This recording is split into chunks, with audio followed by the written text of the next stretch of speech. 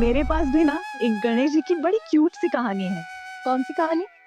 कि उन्हें एक दंत क्यों कहा जाता है। हाँ यार, ये तो मुझे भी नहीं पता कि गणपति जी को एकदंत क्यों कहते हैं।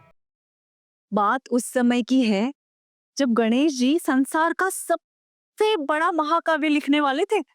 संसार का सबसे बड़ा महाकाव्य कौन सा? महाभारत। ओह, ओके, फिर? जब वेदव्यास जी ने महाभारत लिखने का निर्णय लिया था तो उन्हें चाहिए था कोई ऐसा जो बिना रुके बिना थके लिखता जाए लिखता जाए लिखता जाए। तो वेद व्यास जी गणपति जी के पास गए क्या? हाँ, वेदव्यास जी गणपति के पास गए। गणपति जी ने वेदव्यास जी की शर्त तो मान ली, हाँ। लेकिन उन्होंने भी वेदव्यास जी से कहा कि मैं लिखता जाऊंगा पर आप बिना रुके बोलते जाओगे बोलते जाओगे। ओह, फिर क्या, वेदव्यास जी कम नहीं थे, उन्होंने भी गणेश जी की शर्त मान ली, लेकिन उन्होंने कहा कि मैं बोलता जाऊंगा लेकिन तुम बिना समझे कुछ नहीं लिखोगे। ओह, फिर क्या हुआ? फिर क्या, गणेश जी लिखते गए पर बीच में उनकी कलम टूट गई। अरे बाप रे! तो फिर गणपति जी ने क्या किया? कलम बदल ली? अरे कलम बदलते तो फिर लिखना रुक जाता ना। तो फिर गणेश जी ने अपने एक दांत को तोड़कर उसी को कलम बना ली और उसी से लिखते गए। इसीलिए गणपति जी को एकदंत कहते हैं। यस। ये कहानी तो बड़ी कमाल की थी यार। सोचो, गणपति जी ने अपने दांत की भी चिंता नहीं करी। इससे हमें ना एक शिक्षा मिलती है कि जब हमारे सामने बड़ा लक्ष्य हो ना, तो हमें दुखों की चिंता नहीं करनी चाहिए। एग्जैक्टली। मजा आया ना तुम्हें? बहुत। देखो, मैंने बहुत क्यूट सी कहानी सुनाई, अब तुम एक इंटरेस्टिंग कहानी सुनाओ। मुझे ना गणपति जी की वीरता की एक बहुत कमाल की कहानी पता है। वाओ।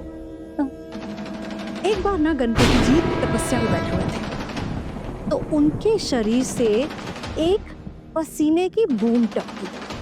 अब उस बूंद से एक खतरनाक राक्षस का जन्म हुआ। अब उस राक्षस का नाम था सिंदूरासुर।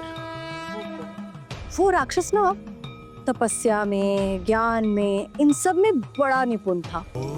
उसे सूर्यदेव की इतनी कठिन तपस्या की कि सूर्यदेव ने उसको वरदान दे दिया। अब वो वरदान था एक अमृत का कटोरा जिसमें हमेशा अमृत भरा रहता था। अब जब तक इस कटोरे में अमृत भरा रहेगा ना, इस राक्षस को कोई नहीं हरा सकता। अब इस राक्षस ने सारे देवताओं को हरा दिया। इंद्र, अग्नि, वरुण, सब देवता, कोई नहीं टिक पाया इसके साथ। पूरे विश्व पर इस राक्षस का शासन हो गया। अब सब देवता इतना परेशान हो गए, वो गणपति जी के पास गए और त्राहिमाम करने लग पड़े। गणपति जी ने राक्षस के साथ युद्ध का फैसला किया। डरा दिया तुमने। पता है, युद्ध पूरे 30 दिन तक चला था। लेकिन होता क्या, जैसे राक्षस युद्ध हारने लगता, वो कटोरे से अमृत लेता और युद्ध जीत जाता। गणपति जी समझ गए कि अगर इस राक्षस को मुझे हराना है ना, तो ये कटोरा गायब करना होगा। गणपति जी ने माया जाल रचा। मूषक ने ना एक सुरंग बनाई और एक रात जब राक्षस सो रहा था ना, उसका कटोरा गायब कर दिया। अगले दिन जब युद्ध शुरू हुआ तो राक्षस ने देखा, ले, कटोरा तो गायब है। भाई साहब, उसकी तो हालत खराब हो गई। गणपति जी ने अपनी वीरता से ना उस राक्षस को हराया और सारे देवताओं के विघ्न को हर लिया।